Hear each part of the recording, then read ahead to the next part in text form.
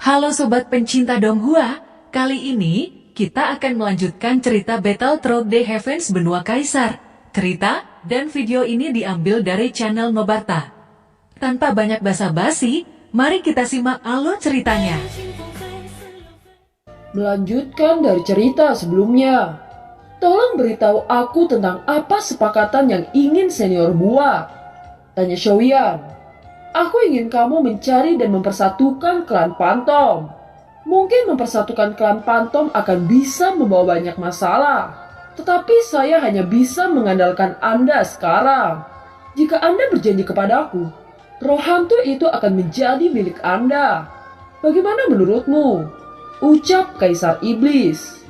Mendengar kata-kata itu, Xiaoyan sangat bersemangat. Jika Xiaoyan berhasil mengumpulkan roh hantu, maka Skyfire-nya akan memenuhi syarat untuk berevolusi menjadi pembakaran dingin. Selama aku berjanji untuk membantumu memberikan Blood Demon Order kepada klan Pantom, apakah semua roh hantu itu akan menjadi milikku? Tanya Xiaoyan. Tentu saja aku akan memberikannya kepadamu. Selama kamu berjanji, ketika kamu pergi dari sini roh hantu itu akan menjadi milikmu.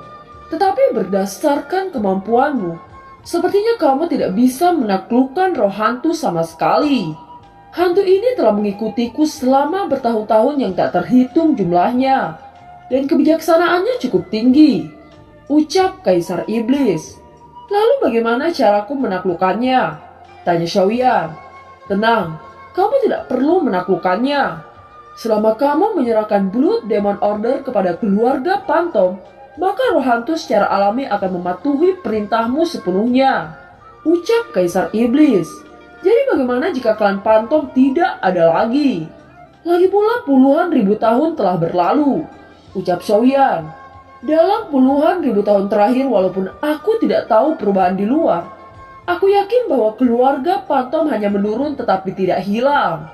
Aku bisa merasakannya. Ucap Kaisar Iblis. Apakah mereka akan percaya padaku? Ras manusia dan ras iblis sering memiliki konflik, bukan? Tanya Xiaoyan. Yang harus Anda lakukan adalah mendatangi patriark klan iblis. Beritahu nama King Xuantian kepada mereka. Itu adalah nama saya. Saya disebut Kaisar Iblis oleh klan Pantom. Dan tidak ada yang tahu nama ini kecuali para leluhur. Ketika Anda menyebutkan nama ini, mereka secara alami akan mempercayai Anda. Dan saya percaya tidak ada yang berani melukai Anda. Ucap Kaisar Iblis. Blood Demon Order terlalu penting.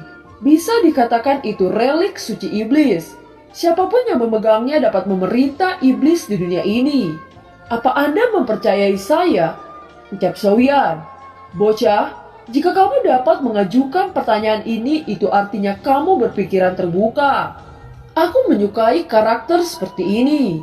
Jika puluhan ribu tahun yang lalu mungkin aku harus menganggapmu sebagai seorang cucu. Tapi sayangnya nasib kakek ini sudah hampir berakhir. Ucap Kaisar Iblis. Segera sinar cahaya merah menuju ke tangan Xiaoyan. Itu adalah Blood Demon Order. Tiba-tiba pemandangan yang menakjubkan muncul di dalam kolam darah. Tubuh Xiaoyan mulai memancarkan warna merah yang aneh. Adegan menakjubkan ini berlangsung selama beberapa menit sebelum Kaisar Iblis menjentikan jari-jarinya. Sinar cahaya masuk ke kolam darah dan seluruh kolam darah perlahan-lahan menjadi tenang. Xiaoyan yang duduk di tengah genangan darah mengembuskan awan panas dan matanya agak merah. Bocah, bisakah aku mendiskusikan sesuatu denganmu? Ucap Kaisar Iblis. Tolong bicara. Ucap Xiaoyan berdiri berjalan keluar dari kolam darah. Aku takut garis keturunanmu saat ini berada di luar jangkauan klan Pantom. Mengapa kamu tidak pergi dan menyatukan klan Pantom?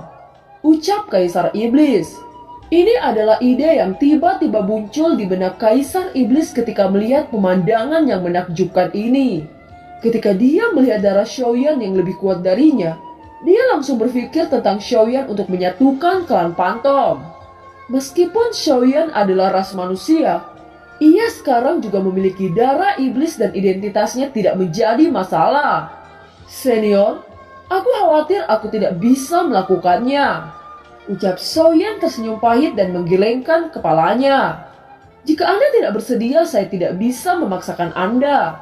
Tetapi bisakah Anda berjanji satu hal lagi kepada saya? Ucap Kaisar Iblis. Apalagi yang perlu dijanjikan oleh junior? Ucap Soyan.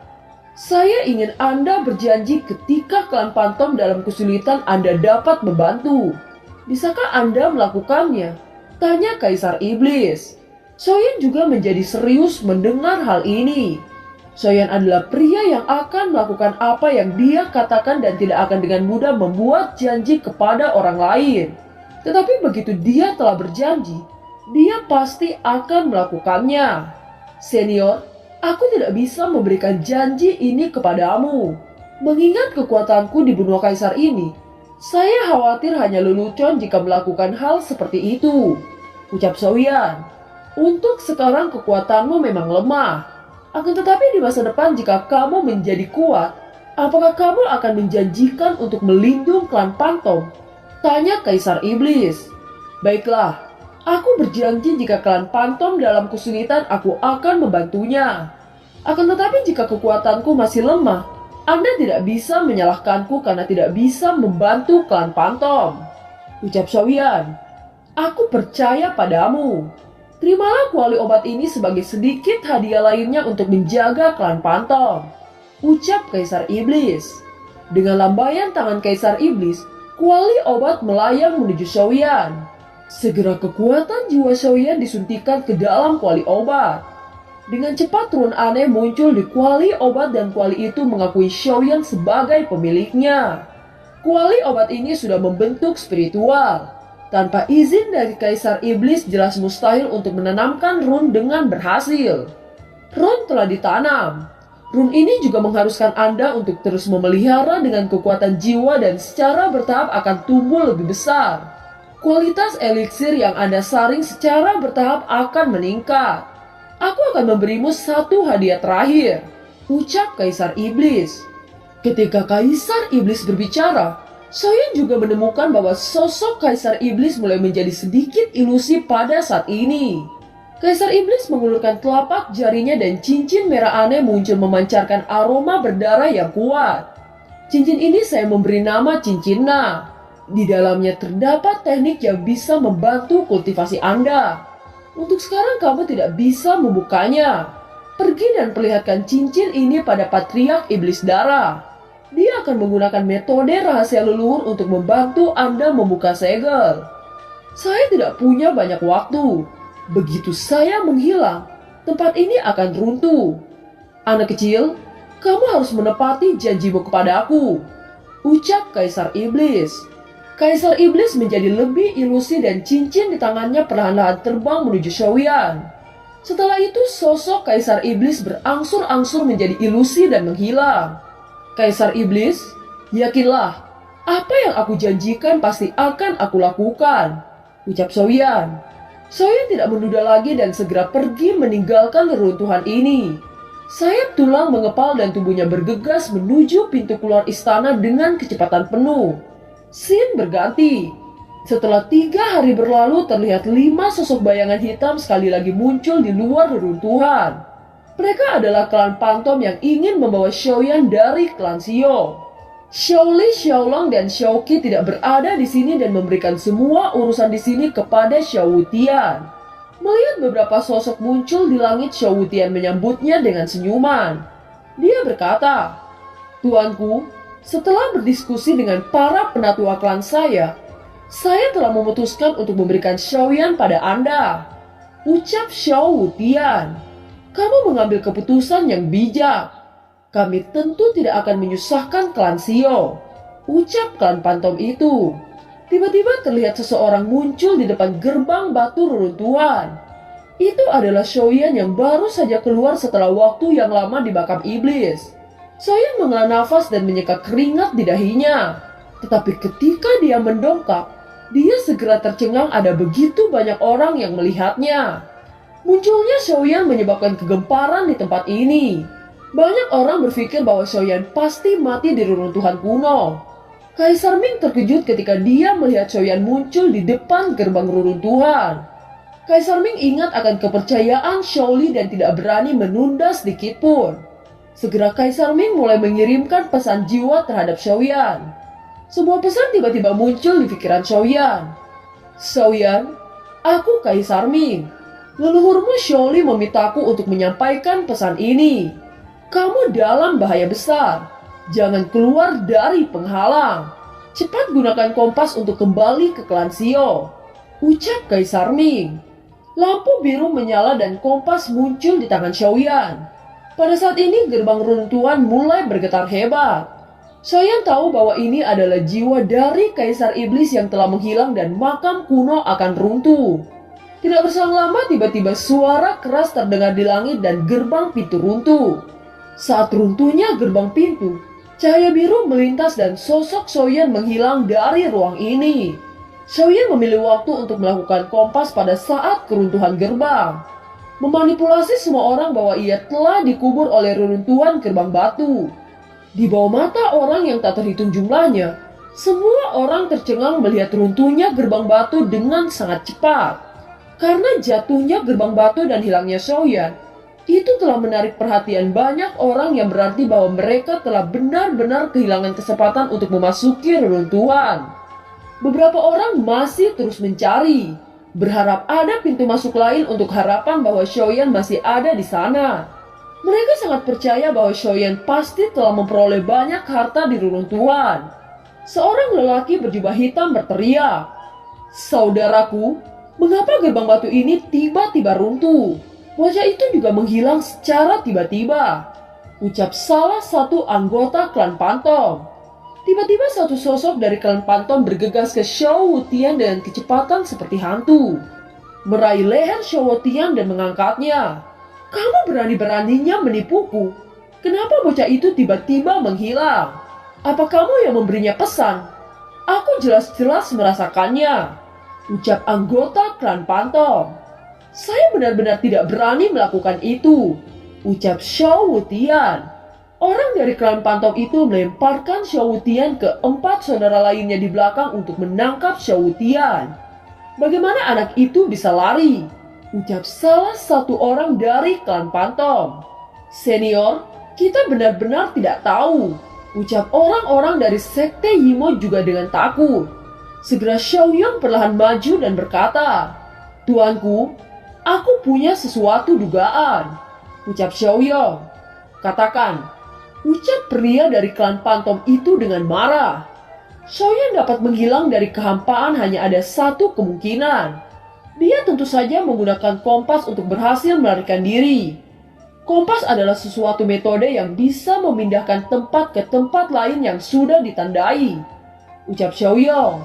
Mendengar itu, pria dari klan Pantom melirik Xiaoyang sebelum tiba-tiba menoleh ke arah Xiao Wutian. Dia berkata, "Kemana Xiaoyan pergi?" tanya anggota klan Pantom itu. "Tuan, di mana dia akan pergi saya benar-benar tidak tahu," ucap Xiao Wutian. Xiaoyan belum pernah ke tempat lain sejak pertama kali datang ke daratan. Dia seharusnya kembali ke klan Xiao, ucap Xiaoyang. "Pimpin jalan. Pergi ke klan Xiao sekarang. Jika kalian berani memainkan trik sekecil apapun, aku akan menghancurkanmu dan seluruh keluargamu," ucap pria dari klan Pantom melirik Xiao Wutian dan Xiaoyang. Scene berganti. Pada saat ini cahaya biru menyala di aula dan sosok perlahan keluar dari celah. Sosok ini adalah Xiaoyan yang berteleportasi menggunakan kompas. "Xiaoyan, akhirnya kamu kembali. Cepat ke sini. Sekarang situasinya mendesak," ucap Xiaoli dan Xiaolong. Xiaoyan menoleh dan melihat 3 sosok di tempat itu. Mereka adalah Xiaoli, Xiaolong, dan Xiaoqi. Mereka bertiga sudah menunggu Xiaoyan selama 3 hari penuh. "Kamu sudah mencapai Kaisar Bintang 2, ucap Xiaolong tidak bisa menahan diri untuk tidak bertanya. Xiaoyan mengangguk, dan wajah Xiaolong tiba-tiba meledak menjadi kegembiraan. Dia bergegas maju dan menepuk tangannya ke bahu Xiaoyan. Mata Xiaoli juga memiliki kegembiraan melihat bakat yang dimiliki Xiaoyan. Orang ini memang luar biasa. Sosok cantik Xiaoqi yang pertama kali melihat wajah Xiaoyan menekan keterkejutannya saat dia berkata, "Kita tidak punya waktu untuk merayakan ini. Sekarang situasi kita dalam bahaya." Ucap Shouki. Sebenarnya apa yang terjadi? Tanya Xiaoyan. Karena munculnya reruntuhan kuno itu telah menarik hampir semua orang kuat di benua Kaisar. Tetapi ada penghalang energi yang sangat kuat di depan gerbang batu reruntuhan. Tidak ada yang bisa masuk bahkan dengan kekuatan banyak orang. Mendengar bahwa kamu berada di dalam, banyak pria kuat menjadi cemburu dan bahkan memusuhi klan Xiao. Tentu saja ini karena mereka ingin mendapatkan sesuatu darimu. Tetapi kita tidak berharap ada kekuatan yang begitu mengerikan meminta kami memberikan Anda kepada mereka. Jelas kami menolak mereka. Mereka mengancam akan menghancurkan klan Xiao. Ucap Xiaoli. Kekuatan kelima orang itu di luar kemampuan kami. Mereka berada di kekuatan Kaisar Bintang 4. Bahkan aku tidak bisa melakukan perlawanan sama sekali. Bukan hal yang sulit bagi mereka untuk menghancurkan klan Xiao. Ucap Xiaolong.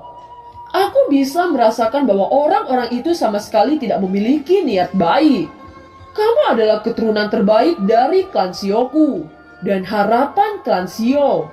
Kami tidak ingin memberikanmu kepada mereka, tetapi kami tidak mampu menanggung bencana ini. Setelah saya berdiskusi dengan penatua Xiaolong, kami memutuskan untuk membiarkan Anda melarikan diri.